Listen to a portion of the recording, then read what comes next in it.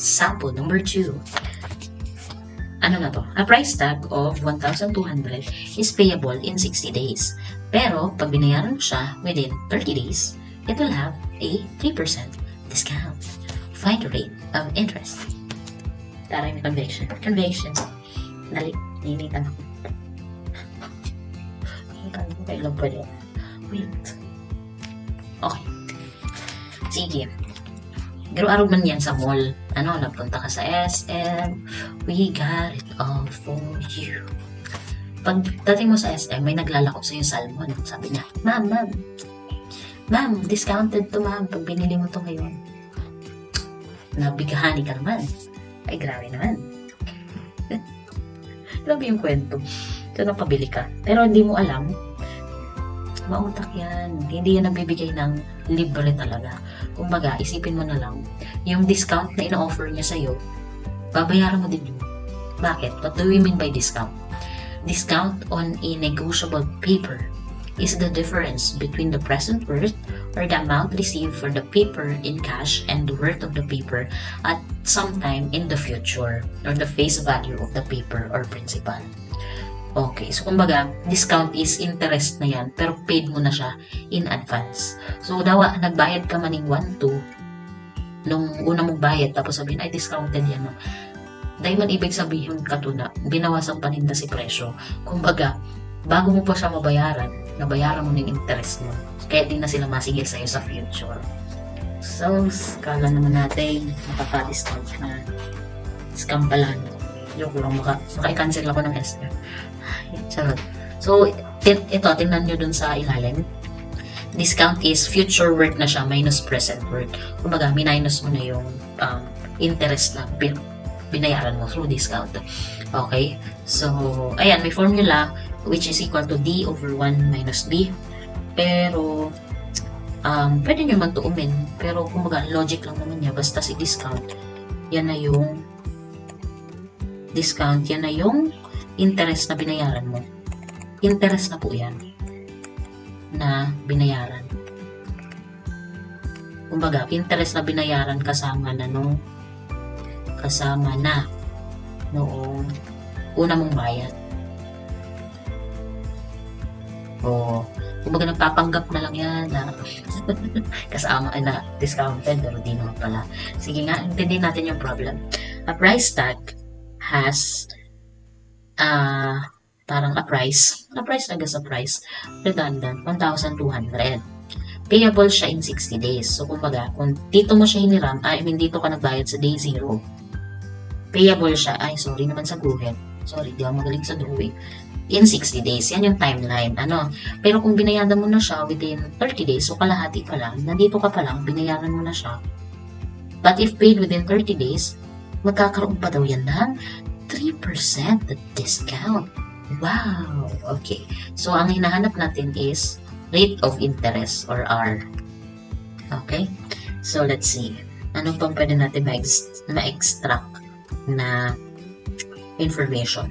So, meron tayong price tag. Lumabas. Lumalabas na sa una, mabayad ka daaning 1,200. O parang pinautang ka ng 1,200.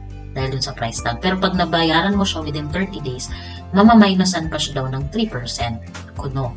Okay, so meron ka pang, let's say, 3% na 1,200. So that is, ilan yun? 36 pesos.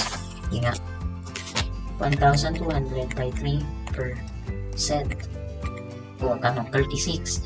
So, kumbaga, yung hiniram mo na price tag, which is, or item, na 1,2, pag binayaran mo siya within 30 days, maliles pa ng 36. So, lumalabas parang 1,200 minus 36. Ilan yun? Lumalabas na parang 1,164. Ayan. So, parang lumalabas na 1,164 na lang yung babayaran mo kuno after 30 days.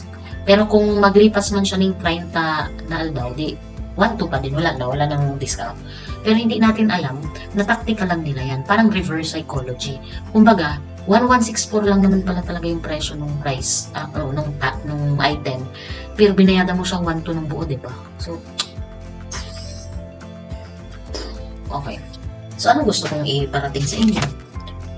So, let interest, di ba interest yung discount na sinasabi. The formula for simple interest is PRT. We all know that. So, saan papasok si I? Si I ay yung interest na naipatong, which is 36 pesos.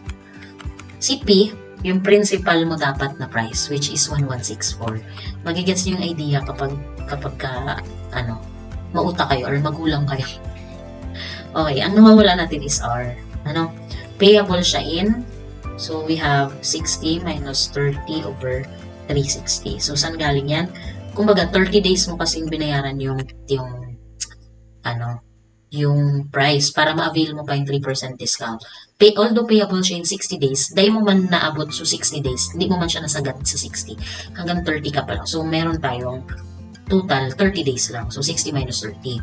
And then, dahil nga naka-ordinary, simple interest na merong 360 days, so 360 lang yung nakalagay natin na denominator. So, bakit? Explain lang natin ng konti.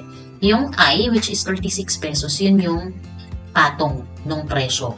So, kumbaga, ang sabi ko nga kanina, ang tunay na price lang naman talaga ng item is 1164. Pero, kumbaga, nilinlang ka lang nila na 12 yung presyo para masabi nila na, ay, discounted yan, ma. Gets? O di meron kang 36 pesos na interest, yung present naman talaga dapat na worth is 1164.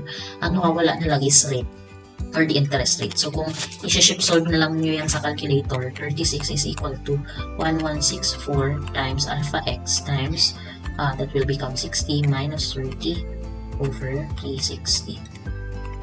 Okay, so ship solve. So, for x, sige na, okay na yan. So, may makuha tayo na r, which is equal to 0.3711. So, 0.3711 in terms of decimal, or that is 3 times 100 para sure 37. 37.11% ang iyong interest rate. Biruin mo yan. Bakit mataas yung interest rate? Kasi biruin mo, 60 days lang yung interval nung kumbaga, yung ibang bangko nga taon bago magpatong ng another interest. Dito, araw lang ang pinibilang mo. Kaya mataas talaga siya. Ano ka 37.11% of interest. Okay. Okay na tayo sa number 2. Next.